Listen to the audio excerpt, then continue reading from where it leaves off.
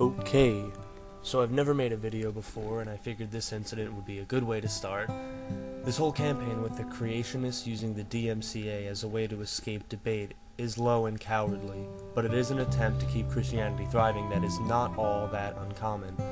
The more we progress in our studies of science, philosophy, history, mythology, etc., the more Christianity and other religions become threatened by it. Unfortunately, instead of choosing to educate themselves, as we non-believers do, as a means of debating their beliefs, they choose other childish ways of keeping their faith alive.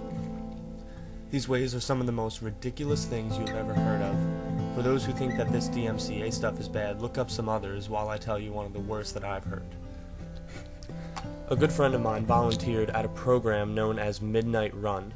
This program was volunteer, non-profit, and what they did was make sandwiches in which to hand out to homeless people in Manhattan. They would go hand the sandwiches out to homeless people, and it included the homeless who had jobs but couldn't afford to live anywhere.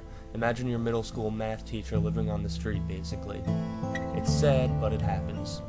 The people who worked with Midnight Run were told that they were not allowed to talk to the people about certain things like religion, politics, etc., unless they initiated the conversation first.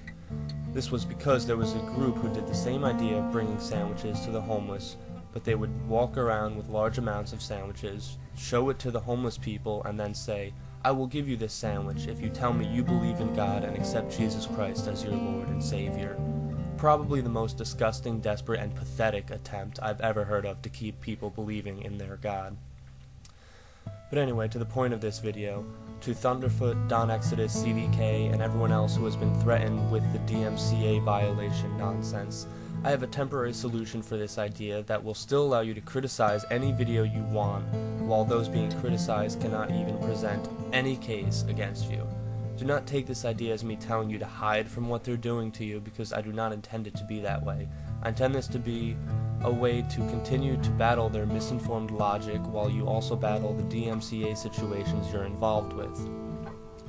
Considering YouTube loads pretty quickly for everyone, I say to note what videos you are referencing and what time each instance you are criticizing occurs, and tell your viewers to go watch that clip during your video.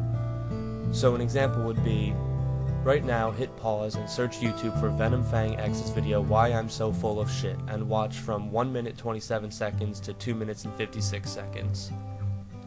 And since the newest versions of Firefox Safari and all internet sources provide the option to open new tabs, it's quite simple for your viewers to go back and forth between videos, and it's only slightly inconvenient. You still get your point across, and the creationists cannot argue with you for copyright infringement because you did not steal any of their footage. The only way they can battle you then is to delete the videos you are referencing, and if you reference every single one they make, they will eventually delete all of them, and then YouTube is no longer filled with the lies it was once flooded with. They can go back to GodTube if they want and load their videos to be viewed only by the ones who would rather believe lies than anything that may threaten the lie they've been brought up with. It's a win-win situation. But it's just an idea I got from watching all the videos you guys made about how the creationists were doing this DMCA nonsense, and if you decide to use it, great. If not, whatever, no loss. Everyone else, please support the fight to stop these false accusations of DMCA violations and bring YouTube back to the way it was meant to be.